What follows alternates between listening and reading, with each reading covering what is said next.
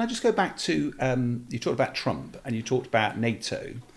There's an interesting, when he first talked about threatening to leave NATO, if you actually strip back the rhetoric, which occasionally you just want to slap bloody Trump the way he says stuff, but actually behind the rhetoric, you go, Europe is under attack.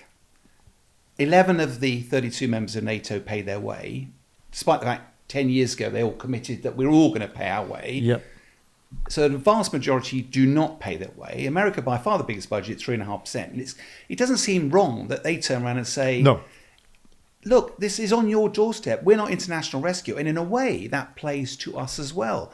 You know, one of the answers is the answer for us to keep ramping up our defence spending, or is NATO an essential pillar of that? Why shouldn't we put in more pressure on our partners and colleagues in NATO to step up? Because otherwise they're not paying their insurance premium, we're paying it for them. I mean, the problem we've got is that we are, on some measures, we are barely paying it. You know, I think it's there's a Swedish institute, SIPRI, that measures an objective measure of who spends what. And they kind of say, you're probably spending about 2.2. Okay, so that's not spectacular. But I'm afraid that we lost a lot of moral authority with Brexit. And Brexit and European security, the EU and European security aren't the same thing. NATO is the vehicle for European security, but the Brits lost loads of leverage. They've lost leverage by having army cuts, by having a huge capability gap on land. They've lost leverage by. I mean, AUKUS is a great thing, and I back it, and the Labour Party backs it big time. You bet it backs both pillars of AUKUS. The kind of submarine and then the whizzy tech bit. But unfortunately, that was a big diplomatic moment, wasn't it? Because we then lost a lot of goodwill with France that we're going to have to rebuild. One of the things that Labour wants, and I think it wants it early, is a security pact with the EU. So the security pact with the EU is essential, actually, both for creating the conditions for mutually beneficial rearmament. Why? The EU has just issued a defence industrial strategy, which says so intra-EU defence trade is something like 6%. They all buy from America. They don't buy from each other. Then you've got the classic thing that, what is called a striker in America is called something else here and something else here, and they've all got one slightly different bit. And it wouldn't matter to a soldier getting into it, but they're not certifiable across borders. One cannot be certified as a combat vehicle in another country. So the EU's just decided to blow all that away. They're going to have a Europe-wide defence industrial strategy, encourage cross-border mergers, cross-border production agreements. Labour is very clear that I think we have to be part of that at the price of leaving or in any way undermining key Anglo-American programmes. But, we've got this thing now. Rheinmetall and BAE are building the turrets of the Challenger 3 in Telford. We're putting them on old hulls. When we run out of hulls, what are we going to do? We're going to have a hull factory, or are we going to say things like, and this is purely me speaking, not Labour, join the Leopard programme. Could the British Army just join the Leopard tank programme? Now, to do so, suddenly you're in the world of European defence industrial strategy. So you need a clear position on that. You need a clear position on European Security Pact, so that Europeans don't feel that we're going to come in, slap them around, and kind of make them feel small, and then say we're walking away from something we slightly did. But you're almost answering my next question, which is Trump was playing hardball with the rest of NATO. Step up or we walk away.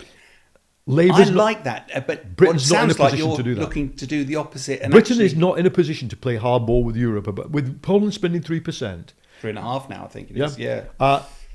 And buying Korean stuff hand over fist.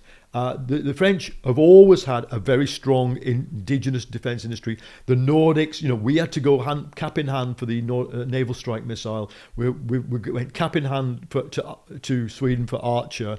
We're not in a position to say to them, hey, everyone, do what we say. What I think we can do is lead by example. And I think that it might make you cold, the SDSR, but if we can do it fast and do it in an exemplary way, and it has an outcome that I hope will lead to a case being made for a rise in defence spending, of significant rise, then we could set a bit of a trend there. But I think everything, it's a sequence.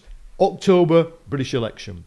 November, fingers crossed for me, Biden wins. If Biden doesn't win and if there's chaos, then the first thing you're going to be wanting Keir Starmer to do is to talk to Macron about how do we hold the fort for 4 years as the joint moral leadership of NATO together, because Britain won't do it on its own. So do you think actually Trump would walk away?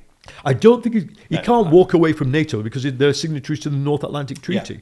Yeah. What he could do is, I was speaking to someone who, and like you know this better than me, who said, we've probably got adequate sensors in Europe to see ballistic missiles attacking us, but only the Americans have got sensors that could see hypersonic missiles. And you could say, Trump would simply have to say, well, you know what, those are not available anymore. There are people around Trump who say he's going to be more professional this time. There's more of a sort of ordinary politics rather than nutcase politics base to Trump. I don't know. I don't trust that. Ukraine, if he pulls the plug on Ukraine, then what happens doesn't really matter whether we've got Storm Shadow or Scalp or Taurus. Then there'll be a lot of angry men with severe PTSD wandering around looking for someone to blame with a gun. And that'll be Ukraine. And Eastern Europe will be a venue for mass refugee flows. And the British government, whoever it is, will be addressing that problem, not a front foot problem to do with Ukraine. So all one can hope is, and I think that I would try and reassure your viewers, Starmer is not a career politician, but he's learned a lot in I think it's 9 years since he became a politician, since he entered Parliament. And I certainly had the chance to see him up close early on in his leadership campaign, and he's of the caliber that can do it. But then you've got to surround yourself with people who are also of that caliber. But you can understand why I'm pushing you a little bit No, on this, absolutely. only because, for all sorts of obvious reasons, what the Labour Party and Keir Starmer's been very careful is not to commit to spending on anything, not to commit around numbers. And I can understand why. I'd much rather they did, but I can understand why.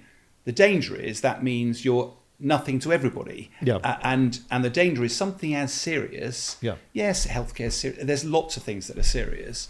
But it just feels we're here to talk about defence. And it just feels we need a bit more than that at the moment.